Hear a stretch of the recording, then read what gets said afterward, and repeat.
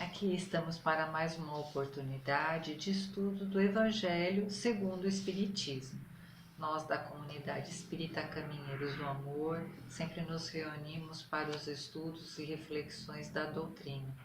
E assim, para darmos início, vamos fazendo a nossa prece, pedindo ao Pai a sua bênção para todos nós que buscamos, dentro da condição do cristianismo redivivo, que é a doutrina espírita, o entendimento das leis divinas, as leis que falam sobre tudo que é criado por Deus, do seu equilíbrio e da sua harmonia. Pedimos a sua paz, Senhor, que os bons espíritos iluminem o nosso pensamento e o nosso coração, para que possamos fazer esse entendimento, hoje e sempre.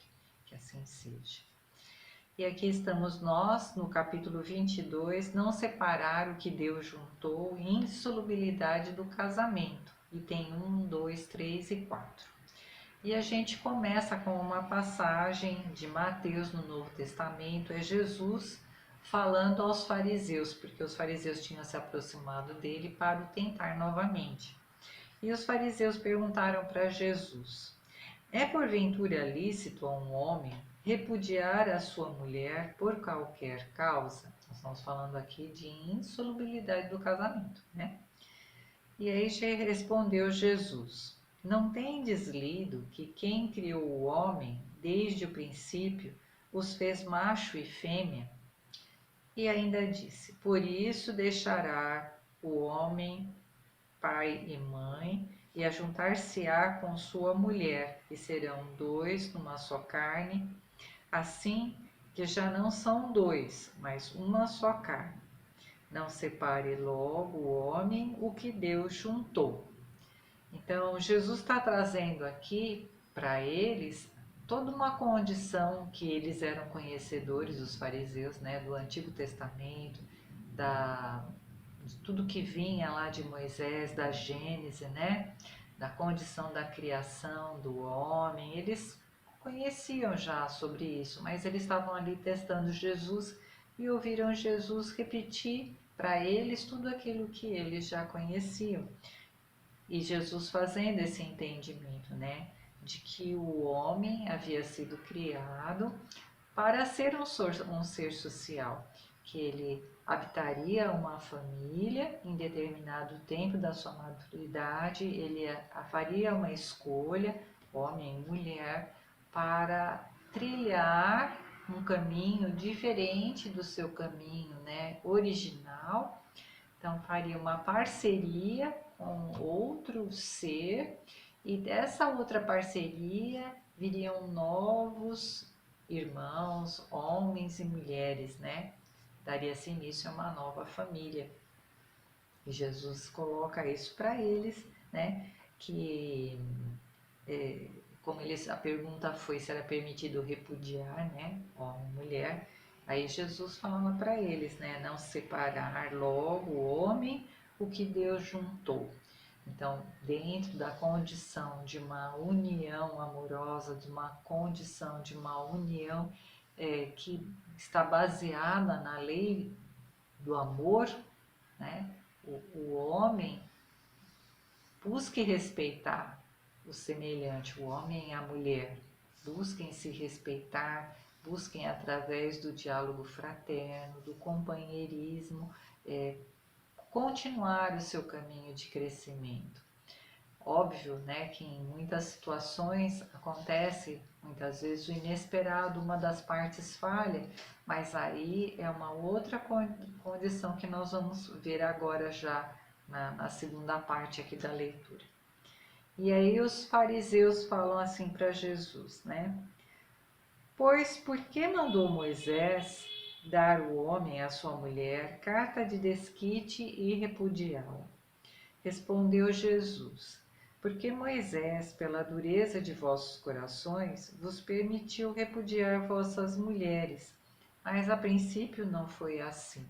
Então, lá no princípio, quando o homem e a mulher foram criados, né, quando se desenvolveu toda a condição da humanidade aqui terrena, havia a harmonia, né? Mas depois o jogo de interesses, os jogos de poderes, os jogos econômicos foram substituindo a condição da amorosidade. Por isso que Jesus fala aqui, né? Foi permitido a Moisés criar as leis, né? Por conta da dureza dos vossos corações, das más escolhas que são feitas, né? E aí Jesus continua: eu vos declaro que todo aquele que repudiar a sua mulher, se não for por causa da fornicação, do adultério, e casar com outra, comete adultério.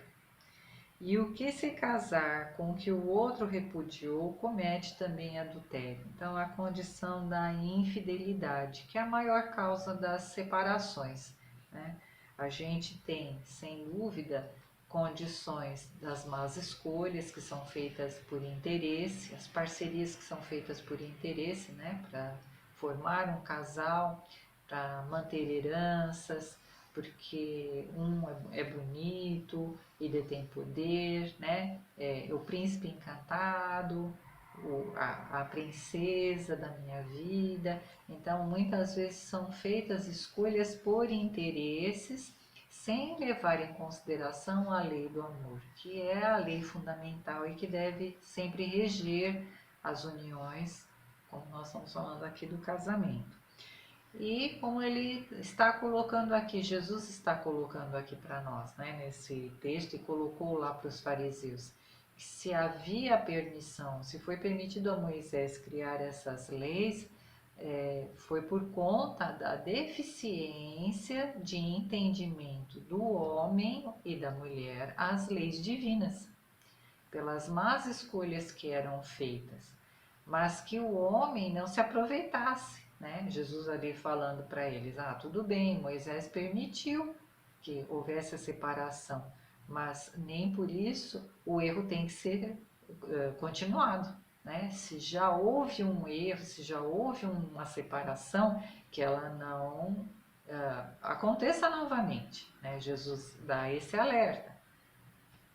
E é exatamente isso que nós vamos trabalhar aqui nesses textos, né? A condição da importância do casamento, que é dada pelo plano espiritual para nós, né? A humanidade terrena.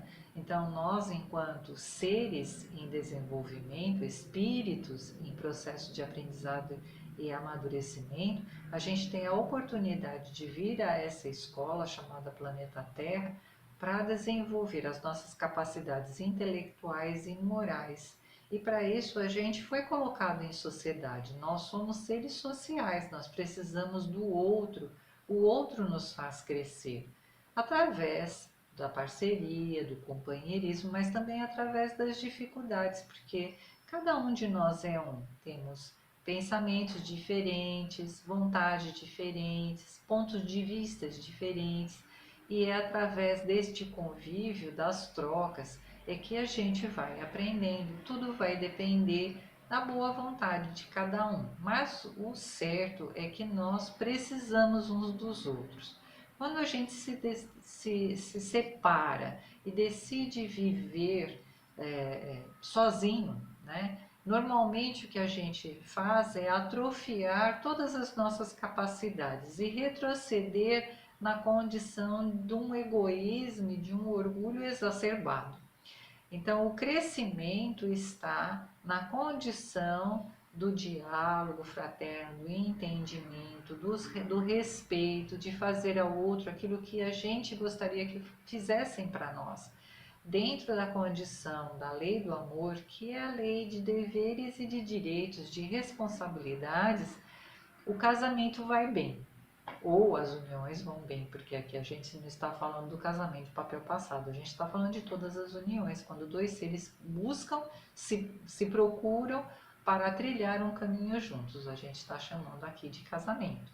Então há que se ter a responsabilidade, né? E é disso que vão tratar esses itens que dizem aqui. Quando nós respeitamos a lei do amor, que é essa lei das responsabilidades, do afeto, do cuidar um do outro, nós temos essa condição do prolongamento dessa união, dessa parceria.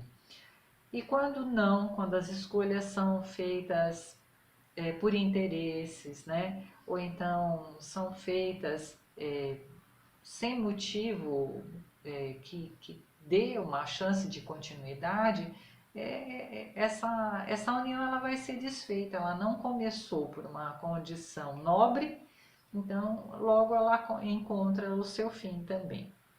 Mas aqui a gente trouxe algumas coisas interessantes a respeito do casamento, né? A gente então também tem que entender que, como nós falamos aqui, que somos seres sociais, a gente vem aqui dentro do planeta Terra fazendo escola, fazendo aprendizado. Lá no começo, né, nos tempos onde a Terra era um plano primitivo, havia muita dificuldade. Então, é óbvio que os relacionamentos ali, as uniões, as parcerias eram bastante brutais. E as coisas foram se desenvolvendo conforme o homem foi ganhando inteligência, conforme ele foi entendendo melhor as questões de sociedade, de respeitos a deveres e direitos, a condição do casamento também, das uniões também foram melhorando. Então hoje estamos muito melhor que lá antigamente, né? Então a gente tem aqui pelos fundamentos históricos, né, até mesmo das ciências sociais, que nós já passamos por várias formas de casamento. A gente teve lá no início, né, do nosso desenvolvimento, o casamento por rapto ou captura, onde o macho, né, raptava a fêmea. Depois a gente passou pelo casamento por compra ou troca. Então, conforme a gente foi obtendo poderes financeiros, questão da troca ou a questão do dinheiro, a gente fazia o negócio. Depois passamos para uma outra fase, estamos avançando. O casamento por determinação paterna, que até há pouco tempo atrás existia, né? Então, aquela condição, quando as crianças nasciam, os pais já tratavam do casamento, das parcerias, para dar continuidade às heranças, às questões de poder político, etc, etc. Então já se combinava, né? Não estava ali em jogo a afeição, estava em jogo as necessidades do poder, né? De permanecer com aquela riqueza, com o poder. E por fim, nós ingressamos na condição de um casamento por consentimento mútuo, ou seja, ambas as partes resolvem, né, de livre vontade, estabelecer uma vida em comum. E nós chegamos neste ponto, então há necessidade de desenvolver essa escolha, de aprimorar essa escolha para que a gente possa viver de uma forma mais amena, mais feliz, né? Então, não basear essas escolhas, como falamos aqui, que está no nosso Evangelho, é, nos interesses, nem no interesse da beleza física, o meu príncipe encantado, a minha princesa, nem com base na condição da riqueza, eu vou me unir a ele porque, ou a ela porque eu vou ter mais dinheiro, mais posse, mas por condição, e nem pela sexualidade, a sensualidade, é porque é bonito, é porque é bonita, não, não, não, é estabelecer o padrão afetivo, eu me sintonizo, me simpatizo, tenho atração pela condição, né, do entendimento, da cultura, da postura daquela pessoa. Então, eu estou interessada, assim, em fazer uma parceria, em criar um grupo social, né, trilhar um caminho juntos. Então, aí é que a gente chegou e é necessário, então, saber bem escolher para ter uma vida melhor. E aí a gente tem muito interessante, né, que o casamento em si, ele está registrado aqui no Brasil, na história brasileira, a partir de 1890. Tá? A partir desta data, 1890, que a gente tem os casamentos civis. Antes disso eram casamentos religiosos e aí a gente não tinha nem muito como ter o registro civil, né, desses casamentos. Então, a história vai mostrando para a gente esse desenvolvimento dessa instituição chamada casamento. Aí a gente tem a visão espírita do casamento, né? E aí a gente tem com o Kardec a seguinte questão, que está lá no Livro dos Espíritos. Será contrário à lei da natureza, o casamento? E o plano espiritual respondeu: é um progresso na marcha da humanidade. Sua abolição seria regredir à infância da humanidade e colocaria o homem abaixo mesmo de certos animais que lhe dão o exemplo de uniões constantes. E a gente sabe, né, que a gente tem uma porção de animaizinhos, a gente tem os pinguins, que são casais que permanecem ali cuidando dos filhotes, o cavalo marinho, a gente tem algumas aves. Então, a abolição dessa união faria com que a gente retrocedesse, né, ao tempo lá dos animais. E Kardec também perguntou: a poligamia é lei humana cuja a abolição marca um progresso social? Kardec anotou: o casamento, segundo as vistas de Deus, tem que se fundar na afeição dos seres que se unem. Na poligamia não há afeição real, há apenas sensualidade. Essas respostas, né, no plano espiritual, essas escritas do Kardec, estão lá no Livro dos Espíritos, questão 695, 696 e 701. Né? Segundo os espíritos, há no homem alguma coisa a mais além das necessidades físicas. Há a necessidade de progredir. Os laços sociais são necessários ao progresso e os de família mais apertados tornam os laços sociais. Então, foi o que a gente estava começou, né, falando que o homem é esse ser social. Então, a vida em família faz com que a gente desenvolva o respeito aos direitos e aos deveres, a condição, né, de cada um de nós, dessas parcerias que a gente estabelece. E essas questões também estão no Livro dos Espíritos, 774 e 775. O Kardec também traz para a gente o seguinte: na união dos sexos, de par com a lei material e divina, comum a todos os seres viventes, há uma outra lei divina imutável, como todas as leis de Deus, exclusivamente moral, é a lei do amor. Então, essa lei é que deve ser a base de todas as uniões. Respeito ao outro, o bem-querer, ela tem que ser base, fazer para o outro aquilo que a gente gostaria que fosse feito para nós, né? E aí tem uma outra parte, o planejamento espiritual da família, que sim, lá no plano espiritual, nós, enquanto estamos lá, antes de vir para a realidade material, a gente já estabelece um planejamento daquilo que a gente quer fazer, aquilo que a gente precisa aprender, com que irmãos a gente precisa encontrar para poder se desenvolver e ir para planos melhores, que é esse o nosso programa, a evolução, né? Então, para aqueles espíritos que já têm um pouco de entendimento, né, da moral cristã, é dado pela misericórdia divina a oportunidade de escolha. Então, lá no plano espiritual, a gente decide: olha, eu preciso encontrar com esse irmão lá na vida material para caminhar junto com ele ou com esta irmã, para a gente poder passar por determinadas situações, fazer determinados aprendizados, receber em nossa morada outros irmãozinhos que vão aprender com a gente também a desenvolver várias capacidades, a inteligência, a moral. A gente determina, faz escolhas lá no plano espiritual e é auxiliado para fazer essas escolhas, né? Então, dentro dessas escolhas, como estamos falando aqui, né, há o renascimento de outros seres. A gente traz os filhos, espíritos que vêm também vivenciar a realidade aqui no plano material junto conosco para trocar informações ou aprender conosco, né? O colégio familiar tem suas origens sagradas, sem dúvida nenhuma. O lar é a escola do coração. Então, é a determinação divina das leis de Deus que nós, dentro do lar, aprendamos através das relações do dia a dia a condição do amor, o desenvolvimento moral, a família, ela é sagrada mesmo, né?